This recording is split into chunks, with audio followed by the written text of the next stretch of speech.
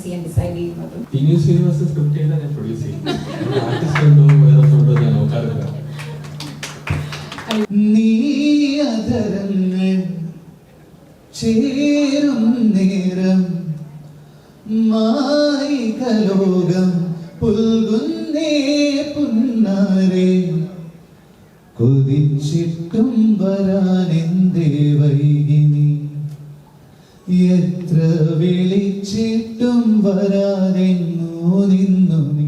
നിങ്ങൾക്ക് ശേഷം സിനിമയ്ക്കുള്ളിലെ സിനിമ പറയുന്ന ഒരു സിനിമയാണ്. ഇപ്പോൾ 1970s തുടങ്ങി നമ്മുടെ ഇപ്പോഴത്തെ കാലഘട്ടം വരെ ഒരുപാട് സ്പാൻ ഓഫ് ടൈം കൂടെ മൂവ് ചെയ്ത് പോകുന്ന രണ്ട് ക്യാരക്ടേഴ്സിൻ്റെ ജേർണിയാണ്. മുരളി, വേണു എന്ന് പറഞ്ഞിട്ട് പ്രണവും ധ്യാനും രണ്ടുപേരും അഭിനയിക്കുന്ന ഇവരുടെ ക്യാരക്ടേഴ്സ് ഏർലി 70s തൊട്ട് ഒരു 2023-2024 വരെയുള്ള ഇവരുടെ ലൈഫിൽ എന്തൊക്കെ നടക്കുന്നു എന്നുള്ളതാണ് വർഷങ്ങൾക്ക് ശേഷത്തിലുള്ളത്. നമ്മൾ കുറേ ഡീറ്റെയിൽസ് അങ്ങനെ പുറത്തു വിട്ടിട്ടില്ല. അപ്പോൾ എല്ലാവരും തിയേറ്ററിൽ വന്ന് കാണട്ടെ.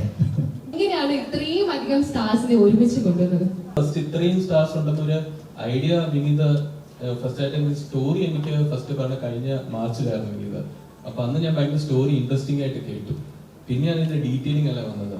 അപ്പൊ ഓരോ സ്റ്റാർസ് ഇങ്ങനെ വന്നുകൊണ്ടിരുന്നപ്പം ആദ്യം ഹാപ്പി ആയിരുന്നു, കാരണം നമുക്ക് അപ്രോച്ച് ചെയ്യാൻ പറ്റുന്ന സ്റ്റാർസ് ആയിരുന്നു എല്ലാം. മോർ ദാൻ ദാറ്റ് നമ്മുടെ ഫ്രണ്ട്സും കൂടെയാണ്. പിന്നെ ഇതിന്റെ ഡീറ്റെയിലിംഗ് എല്ലാം വന്നപ്പം എനിക്ക് സെറ്റ് വർക്ക് കോസ്റ്റ്യൂം എല്ലാം വന്നപ്പോഴാണ് എനിക്ക് ഒന്ന് ഞെട്ടിയത് മൊത്തത്തിലാണ്. പക്ഷെ ഇതേപോലെ നമ്മുടെ തന്നെ ആൾക്കാരായിരുന്നു വർക്ക് ചെയ്തത്. അതുകൊണ്ട് നമ്മൾ വിചാരിച്ച സമയത്ത് ഷൂട്ട് കഴിഞ്ഞു. പിന്നെ നമ്മുടെ ഷൂട്ട് കഴിഞ്ഞപ്പോൾ ഞങ്ങളുടെ മാർക്കറ്റിംഗ് ഫുള്ളായിട്ട് നമ്മുടെ കല്യാണം വന്നായിരുന്നു. അപ്പം നമ്മുടെ ഫുൾ സപ്പോർട്ട് അവരുടെ ഉള്ളതുകൊണ്ട് നമുക്കൊരു നല്ല രീതിയിൽ പ്രൊമോട്ട് ചെയ്ത് ഇപ്പൊ തിയേറ്റർ ഇറക്കാൻ പറ്റുന്നുണ്ട്. ലവ് സ്റ്റോറി ഒക്കെ കേട്ടിട്ടുണ്ട്, കോളേജിൽ തൊട്ട് തുടങ്ങിയതാണല്ലോ. അപ്പൊ ഓർമ്മയുണ്ടോ ഏറ്റവും ആദ്യം വാങ്ങിച്ചു കൊടുത്തത് എന്താ? ഒരു പെൻഡന്റ് ആയിരുന്നു. അത് ഞങ്ങൾ കോളേജ് സമയത്ത് പഠിക്കുന്ന സമയത്ത് തന്നെ ആപ്പിൾ ഷേപ്ഡ് ആയിട്ടുള്ള ഒരു പെൻഡന്റ്. ആപ്പിൾ ഷേപ്പ്, സാധാരണ ഹാർട്ട് ഷേപ്പ് ഒക്കെയാണ്.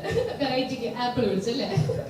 Very sweet. ട്രെയിലറില് ഒരു ഷോട്ടിൽ ഷാഗേട്ടിനെ കണ്ടു. അപ്പൊ എനിക്ക് അറിയേണ്ടത് ആ ഒരു ഷോട്ടിൽ മാത്രമാണോ ഉള്ളത്, അതോ ഇതിൽ ശരിക്കും അഭിനയിക്കുന്നുണ്ടോ? ആകെപ്പാട് ആ ഷോട്ടിൽ മാത്രം. ക്യാമിയോ പോലും അല്ല, ഇങ്ങനെ പോകും. അത് സ്പെഷ്യൽ റോളോ ഒന്നുമല്ല, ജസ്റ്റ് ഒരു ഗ്ലിംസ് ആയിട്ട് ഇതേപോലെ വിനീത് പെട്ടെന്ന് ഒരാൾ ആർട്ടിസ്റ്റ് ചെയ്യാൻ വേണ്ടി ഇരുന്നായിരുന്നു. അപ്പൊ ആർട്ടിസ്റ്റിന്റെ ടിക്കറ്റ് ഞാൻ ഓൾറെഡി ബുക്ക് ചെയ്തതാണ്. അപ്പൊ വീണ്ടും എൻ്റെ അടുത്ത് പറഞ്ഞു. അപ്പൊ എൻ്റെ അടുത്ത് നേരെ എന്റെ അവിടെ വന്നിട്ട് കാണിച്ചു, ഫോൺ കാണിച്ചു. ഈ ടിക്കറ്റ് ഇനി മാറ്റുകയാണെങ്കിൽ 10,000 rupees എക്സ്ട്രാ ആണ്, മര്യാദയ്ക്ക് തൊപ്പിയിട്ട് വരികയാണെങ്കിൽ ഇപ്പൊ ചെയ്യാം. അങ്ങനെ ഞാൻ ഇറങ്ങി ചെയ്ത അങ്ങനെ ട്രെയിലർ ഇട്ടത് വിനീത്. അപ്പൊ എനിക്കറിയേണ്ടത് എങ്ങനെയാണ് നിങ്ങൾ ഇവര് രണ്ടുപേരും സെറ്റിൽ മാനേജ് ചെയ്തത്? കാരണം അവരുടെ ഇക്വേഷനെ കുറിച്ച് ഏകദേശം ഒരു ഐഡിയ ഞങ്ങൾക്ക് കിട്ടിയിട്ടുണ്ട്. എങ്ങനെയാണ് ഷൂട്ട് സമയത്തിന് നടത്തിയത്? ഇവര് രണ്ടുപേരും മാത്രമല്ല, ഇതിനകത്ത് കുറേ പേരുണ്ട്. നിവിനുണ്ട്, പിന്നെ അജു ഉണ്ട്. അപ്പൊ ഞങ്ങള് കോമ്പിനേഷൻസ് ഷൂട്ട് ചെയ്യുന്ന സമയത്ത് ഒരു ഫ്രെയിമിനകത്ത് നിവിൻ, അജു, ബേസില്, ധ്യാന്, അപ്പു മാത്രമാണ് കുറച്ച് സൈലന്റ് ആയിട്ടുള്ള ഒരാള്. പക്ഷെ ഇവരുടെ കൂടെ കൂടിയിട്ട് അപ്പു അടക്കം ചില സമയത്ത് ചില മാറ്റങ്ങൾ ഉണ്ടാകാറുണ്ട്.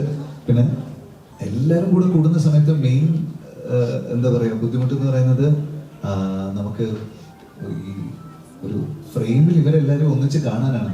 അങ്ങോട്ടും ഇങ്ങോട്ടും കളിയാക്കലും അടിപിടിയും ഒക്കെ ആയിട്ട് റോൾ ക്യാമറ എന്ന് വിളിച്ചു കഴിഞ്ഞാലാണ് ഡീസൻ്റ് ആയിട്ട് ആ പൊസിഷനിൽ നിൽക്കുന്നത്. അപ്പോൾ ടാസ്ക് ആയിരുന്നു. ചില സമയത്ത് ഷോട്ട് എടുക്കുന്നതിൻ്റെ ഇടയിൽ ലൈറ്റ് വേരിയേഷൻ വരുന്ന സമയത്ത് നമ്മൾ ഓക്കെ ഡസ്ക് എഫക്റ്റിൽ അടുത്ത സീൻ എടുക്കാം എന്ന് പറയുമ്പോൾ എല്ലാവരും കൂടെ ക്രിക്കറ്റ് കളിക്കാൻ പോകും. ആ സമയത്ത് വിശാഖ എടുക്കാൻ പോകും. അപ്പം ഞാൻ മാത്രം പോയിട്ട് മക്കളെ വാടാ ഷൂട്ട് ചെയ്യടാ. അതെ, വിശാഖ അടക്കം. വിശാഖ എന്നോട് പറഞ്ഞിട്ടുണ്ടോ ഇന്ന് ഈ സീൻ തീർക്കണം എന്ന് പറഞ്ഞിട്ട് അവനും പോയി കളിക്കും. ഞാൻ ഒരിക്കലും റൈറ്റിംഗ് അങ്ങനെ ഫോഴ്സ് ചെയ്യാൻ നോക്കിയിട്ടില്ല.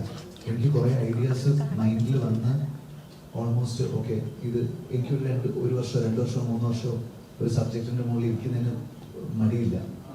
അപ്പൊ അതുകൊണ്ട് എനിക്ക് ഐഡിയാസ് അക്യുമുലേറ്റ് ചെയ്ത് ഓക്കെ ഇതിനി ഒരു സിനിമയാക്കാൻ തോന്നുന്ന സമയത്ത് ഞാൻ എഴുതിയിട്ടുള്ളൂ.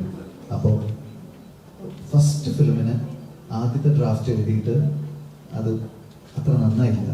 അപ്പോൾ പിന്നെ അത് സ്റ്റാർട്ട് ചെയ്യാൻ എനിക്കൊരു സ്ട്രഗിൾ ഉണ്ടായിരുന്നു. അപ്പം മാത്രമേ ഒരു ബ്ലോക്ക് ഉണ്ടായിട്ടുള്ളൂ. ബാക്കിയുള്ള സമയത്തൊക്കെ ഓർഗാനിക്കലി ഇത് റെഡി ആവുന്ന സമയത്ത് ചെയ്യാം. അതുവരെ നമ്മൾ പടത്തിൽ അഭിനയിക്കുന്നുണ്ട്, നമ്മൾ സ്റ്റേജ് ഷോ ചെയ്യുന്നുണ്ട്. സോ എനിക്ക് അങ്ങനെ ഒരു റൈറ്റേഴ്സ് ബ്ലോക്ക് ഫസ്റ്റ് ഫിലിം കഴിഞ്ഞിട്ട് അങ്ങനെ ഒരു സിറ്റുവേഷനിലേക്ക് പോയിട്ടില്ല.